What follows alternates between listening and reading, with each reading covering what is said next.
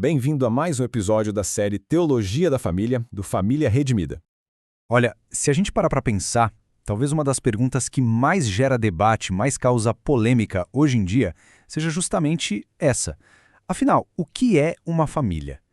E essa pergunta não está sendo respondida só por uma fonte, né? A gente liga a TV e as novelas dão uma resposta. A gente olha para as leis sendo votadas e elas dão outra. As escolas ensinam um novo modelo e, no fim das contas, tudo isso acaba criando uma confusão enorme sobre um assunto que é, na verdade, um pilar da nossa sociedade. Ok, então vamos lá. Você pode estar pensando, mas por que gastar tempo falando sobre família? Esse assunto não é meio batido, meio sem graça? A verdade é que, como a gente vai ver, o conceito de família é central, é o coração do plano de Deus. E isso tem consequências muito práticas para a nossa vida, para a nossa fé e para a forma como a gente se apresenta ao mundo. Então por que é tão urgente falar de família hoje? Bom, o primeiro motivo é externo e tem a ver com evangelismo. É só a gente olhar ao redor com um pouco mais de atenção. As crises familiares estão por toda a parte. É o vizinho que já não sabe mais o que fazer com o filho adolescente. É a esposa que está sofrendo com uma traição. É aquele colega de trabalho que está pensando seriamente em se divorciar. Sabe, cada uma dessas crises, por mais dolorosa que seja, pode se tornar uma ponte para o evangelho, porque é na hora da dor que o coração das pessoas fica mais aberto para ouvir uma palavra de esperança.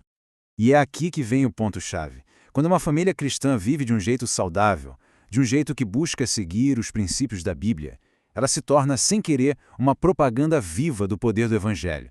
As pessoas olham de fora e, mesmo que não concordem com tudo, elas ficam curiosas.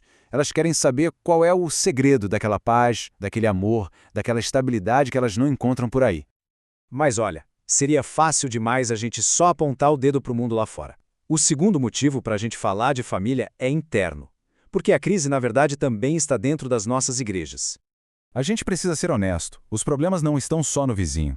Dentro da igreja, o que a gente vê? Pessoas se casando pelas razões completamente erradas e, claro, vivendo frustradas. Homens que não assumem seu papel de liderança, muitas vezes porque nem sabem qual é. Mulheres que acabam refletindo mais as ideias do feminismo do que a beleza da feminilidade bíblica. Casais que não têm a menor ideia de como resolver um conflito. E para muitos, infelizmente, o divórcio virou uma saída rápida e fácil. A verdade é que, muitas vezes, a situação das famílias dentro da igreja não é tão diferente assim da situação das famílias lá fora. E a consequência disso é simplesmente devastadora. Porque se uma família saudável é uma propaganda do evangelho, o mau testemunho de famílias cristãs tem um efeito contrário, enfraquece e muito a nossa evangelização. Pensa bem, como é que a gente vai falar de um Deus que restaura todas as coisas se os nossos próprios lares estão em ruínas? E isso tudo nos leva à terceira e, sem dúvida, a razão mais importante de todas. A gente precisa falar de família porque ela não é um tema secundário na Bíblia. Não é uma nota de rodapé. A família é absolutamente central no plano de Deus. Vamos fazer uma viagem rápida pela história da Bíblia? Lá no comecinho, na criação, como Deus cria o ser humano? Como família. Mais pra frente, como ele salva o mundo do dilúvio? Através de uma família, a de Noé. E a promessa de abençoar o mundo inteiro, como ela vem? Através da família de Abraão. E no ponto mais alto da história, na redenção, o que Deus faz? Ele nos adota na família dele. A família é a estrutura que Deus usa do começo ao fim. Em Romanos capítulo 8, versículo 15, a gente lê: porque não recebestes o espírito de escravidão, para outra vez estardes em temor, mas recebestes o espírito de adoção de filhos, pelo qual clamamos, Abba, Pai. Percebe? A própria linguagem da salvação é uma linguagem de família. Nós somos adotados. Deus se torna nosso Pai. E além de ser a estrutura da redenção, a família é o primeiro lugar, o lugar principal onde a fé deve ser ensinada e vivida. É a primeira igreja, o primeiro campo missionário. E negligenciar essa responsabilidade não é um errinho qualquer. A Bíblia leva isso muito a sério. Olha o que está escrito em 1 Timóteo capítulo 5, versículo 8. Mas, se alguém não tem cuidado dos seus, e principalmente dos da sua família, negou a fé e é pior do que o infiel. É uma das declarações mais fortes da Bíblia. Mostra o peso que Deus dá à nossa responsabilidade dentro de casa. Então a gente pode resumir assim: se a gente não entende direito o propósito de Deus para a família, a nossa compreensão do próprio evangelho vai ser fraca, vai ser pobre. As duas coisas estão totalmente conectadas.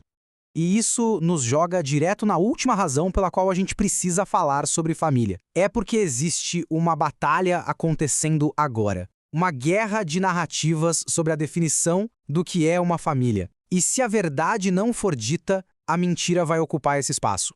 Dá uma olhada nessa definição tirada de um dicionário moderno. À primeira vista parece inofensiva, não é? Mas o perigo mora no detalhe. Tá vendo aquela abreviação ali? SPE, de especialmente?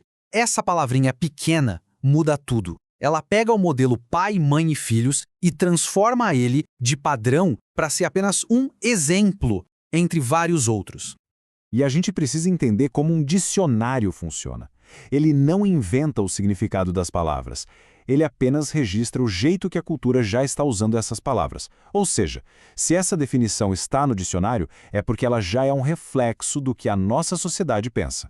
E o que a gente vê nessa cultura? Um conceito de família que foi esticado ao máximo. Agora, inclui casais que moram juntos sem nenhum compromisso, inclui uniões de pessoas do mesmo sexo com filhos adotivos e inclui até quem chama seus animais de estimação de filhos e se considera pai de pet. A ideia original foi radicalmente alterada. A realidade é essa. A gente está vivendo no meio de um verdadeiro vendaval de doutrinas sobre a família. São ideias, filosofias e opiniões vindo de todos os lados, tentando redefinir aquilo que Deus estabeleceu lá no início.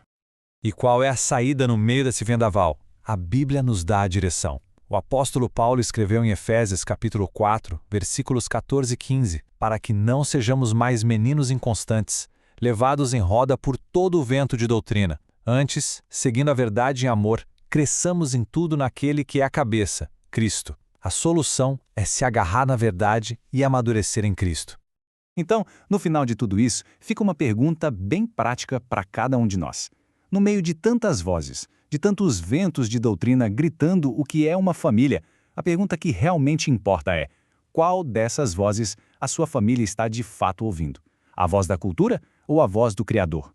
Gostou do vídeo? Então curta e compartilhe. E não se esqueça de se inscrever no canal para receber as notificações a cada vídeo novo. Deus os abençoe.